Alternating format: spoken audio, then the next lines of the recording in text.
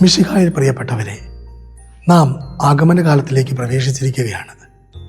ഈശോയെ സ്വീകരിക്കുവാനായിട്ട് നാം എല്ലാവരും ഒരുക്കത്തിലാണ്. ഞാൻ ലിജോച്ചൻ റോമിൽ സഭാനിയമത്തിൽ ഉപരിപഠനം നടത്തുന്നു. റോമൻ നഗരവും വത്തിക്കാനുമെല്ലാം ഈശോയെ വരവേൽക്കുവാനായിട്ട് ഒരുങ്ങിക്കഴിഞ്ഞിരിക്കുകയാണ്.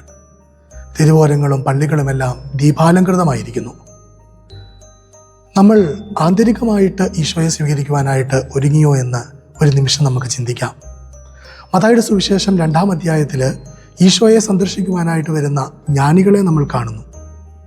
അവർ ഈശോയെ സന്ദർശിച്ചപ്പോൾ ഈശോയ്ക്ക് കാഴ്ചയായി അർപ്പിച്ചത് പൊന്നും മീറയും കുന്തിരിക്കവുമാണ്. അവരുടെ ജീവിതത്തിലെ വളരെ വിലയേറിയ വസ്തുക്കൾ കൊണ്ടാണ് ഈശോയെ സ്വീകരിക്കുവാനായിട്ട് അവർ ആ കാലിത്തൊഴുത്തിലേക്ക് കടന്നു വന്നത്.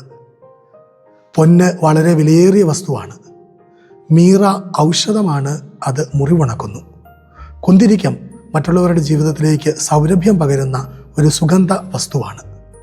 പ്രിയപ്പെട്ടവരെ, നമ്മുടെ ജീവിതത്തെ നമുക്ക് പൊന്നും മീറയും കുന്തിരിക്കവുമാക്കി തീർക്കാം. നമ്മുടെ ഹൃദയത്തിൽ പൊന്നിൻ്റെ മൂല്യമുള്ളവരായി തീരാം.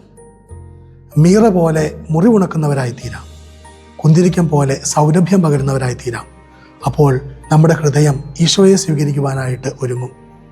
അപ്രകാരം ഈ പിറവി തിരുനാൾ നമുക്ക് അർത്ഥപൂർണമാക്കി തീർക്കാം.